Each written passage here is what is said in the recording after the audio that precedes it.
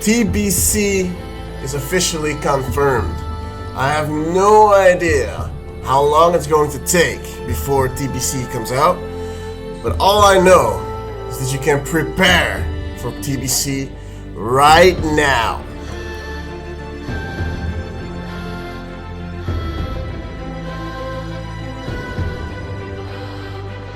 What you can do right now is to farm gold for TBC. And the first thing you should do right now is to get gold for flying mounts. Why? Obviously, you want to be able to fly. It's cool. It's big dick energy. But there is some content in the Burning Crusade that unlocks when you are able to fly. Also, some areas, like not only content like the instances in the Netherstorm that you can only reach with mounts, but there are also ridges in some spots in the world, in the open world, that have like mining nodes or herbs, high-level herbs, where you can only get when you have like flying. So level 68 druids, for instance, they get a free flying. It's just their a new beast form. It's like a bird. They can just farm those herbs. So you know, this video is not about farming herbs. It's not about professions. But I recommend, if you're a druid, get that profession, because you have an edge over everybody. You can just fly over at level 68 already and get all those stuffs. Well, the price of a flying mount in the TBC, in the Burning Crusade, for a normal flying mount is only 1,000 gold. And why I say only? It's not that hard to get 1,000 gold in the Burning Crusade. It's 800 plus 200 is normal flying. But epic flying, so epic flying is 280 speed, percent speed. That's 5,000 gold. That's 5,000 gold plus 200 gold for the mount or something. I'm not sure how they're going to do it. Or it's 5,000 for the mount and 200 for the ticket, for the driver's license, or the other way around. But I think it's the other way around. I think it's 5,000 for epic flying and 200 for the easy mount, right? What you should do right now in Classic WoW. And let's hope to God that you keep your gold, but it would be very strange if they would take your gold at release. I don't think they will take anything on release. It's very strange. They should just, like in the survey, let the current servers just go up to TBC and give you the option to copy your character to a classic server if you don't want to go to TBC, right? That's what they should do. So right now, farm gold. Yes. Put aside 6,500 gold. 6,500 gold. How? Play mage. That's all I'm going to say. This is not a gold farming video. Farm 6,500 gold. Play mage. That's it. You can buy those in Shadow Moon Valley. Very important. The second thing you should do when BC releases, that's very important, obviously, level up as fast as you can. But the second thing you should focus on, or the first thing you should focus on, obviously, are getting the heroic dungeon keys. The Burning Crusade is a little more gatekeepy than Classic.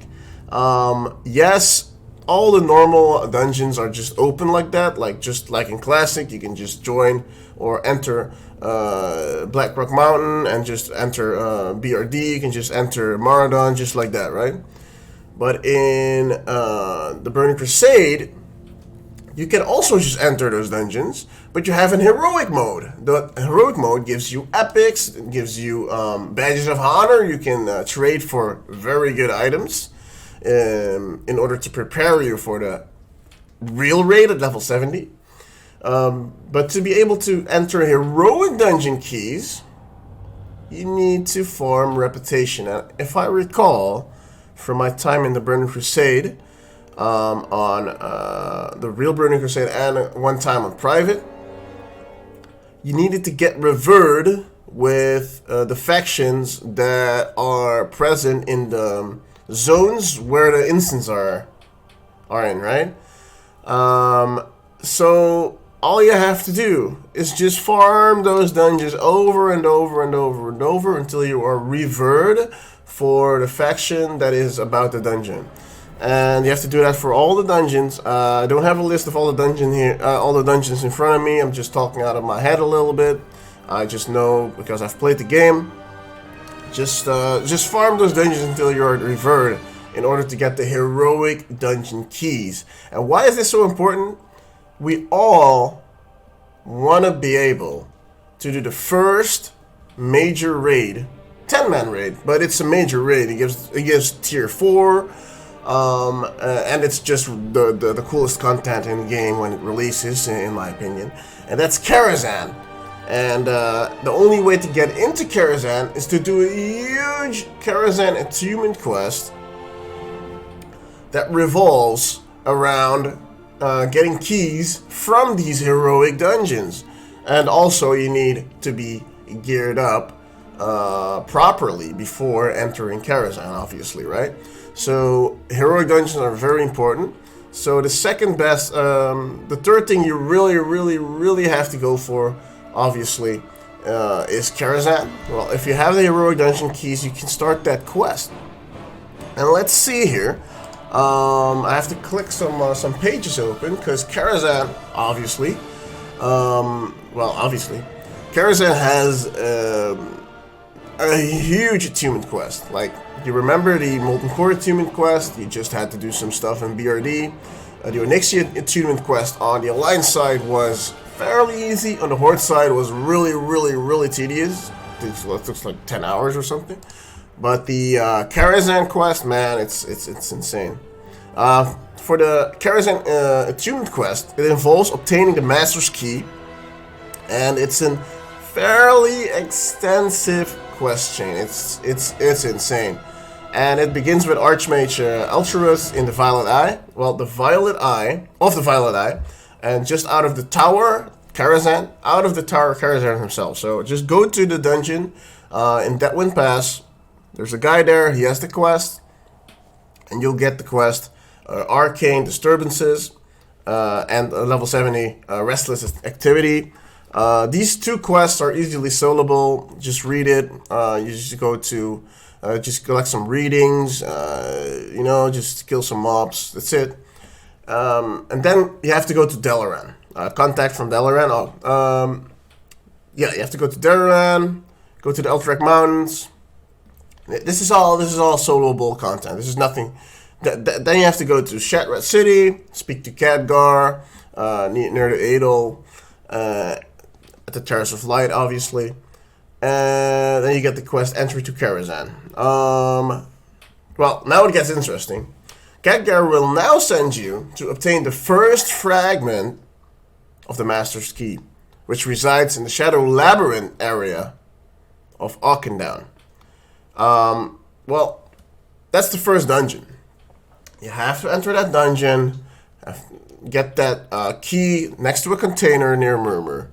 The second and third fragments are foundable in the Steam Vault, it's another dungeon, and Arcatraz. Well, Arcatraz is a dungeon you can only go to if you have a flying mount or if you have a warlock in your group and 2 other people with a flying mount. They can summon you to the dungeon, right?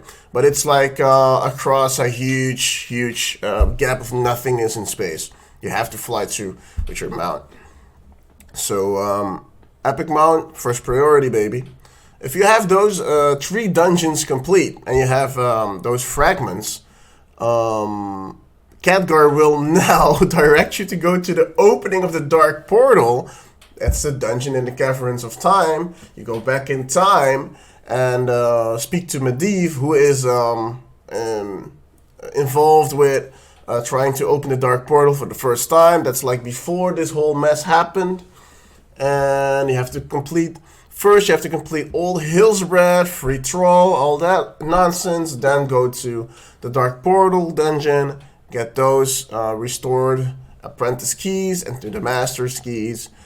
And then you have to go back to Khadgar with the key. Then you have to go back to Deathwind Pass, where you started this all, speak to the Archmage, and begin receiving Karazhan quests. Huge quest chain. Do these as soon as possible. Very, very, very, very, very important. If you're new to this channel, subscribe, click the bell button, like this video, and comment what you are going to do at the start of the TBC. What class are you going to play?